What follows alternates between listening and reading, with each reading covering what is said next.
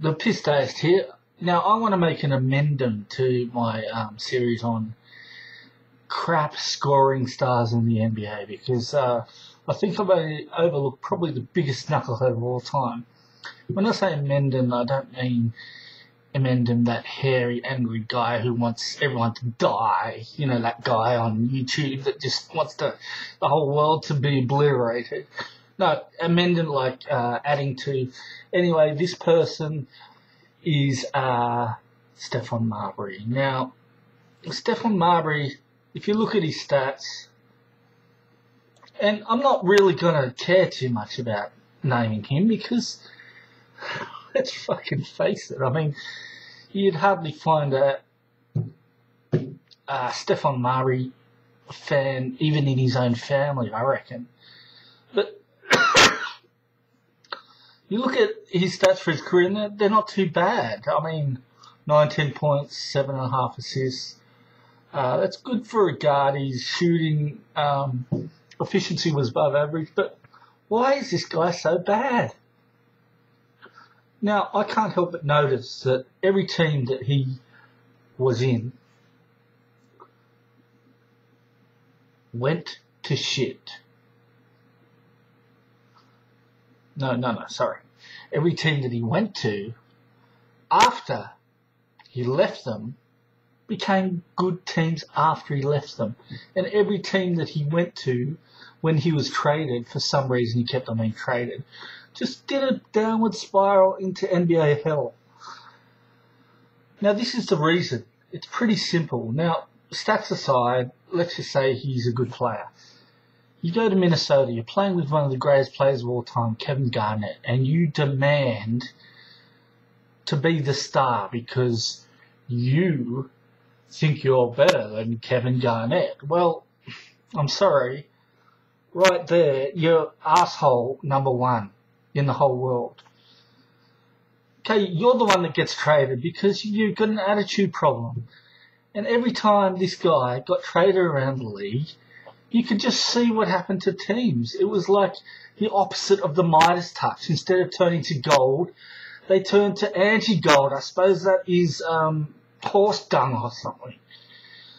Like Minnesota, he got traded to New Jersey. They went to crap.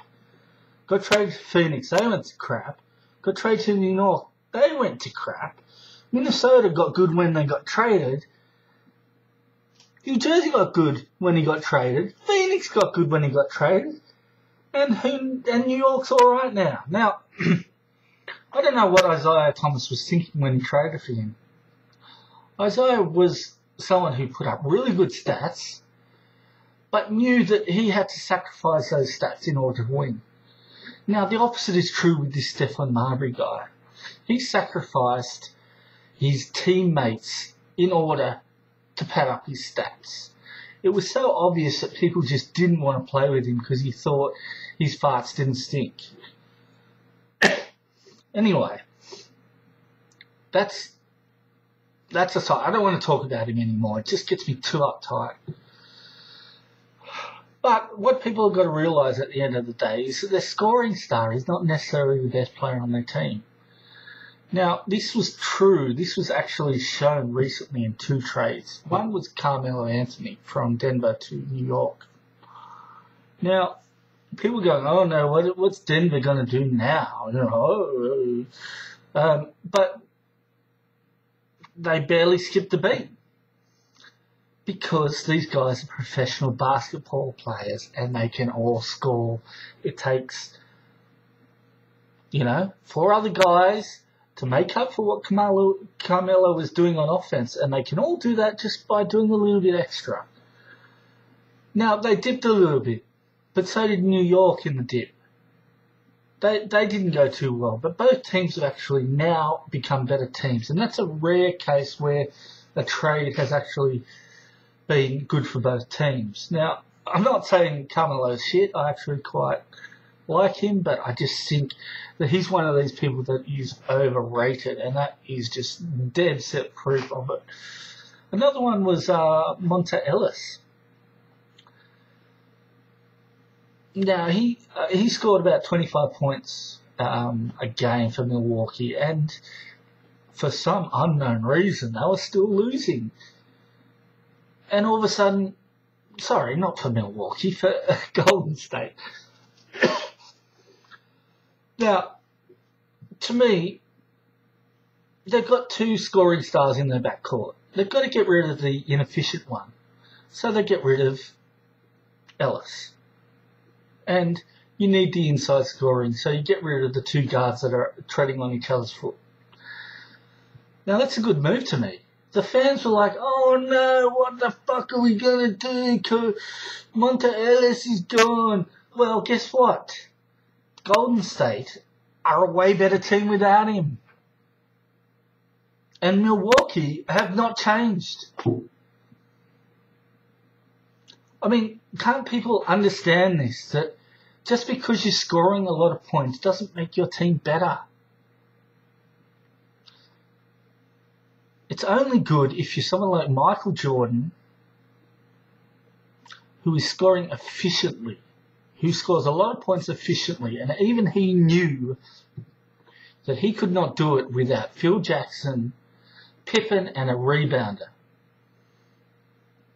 and great defense and three-point shooting.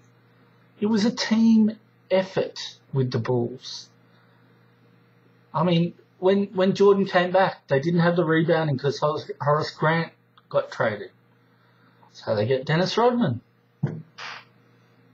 I mean, it's not all that hard to work out that you need those three things: efficient shooting, good rebounding, and defense.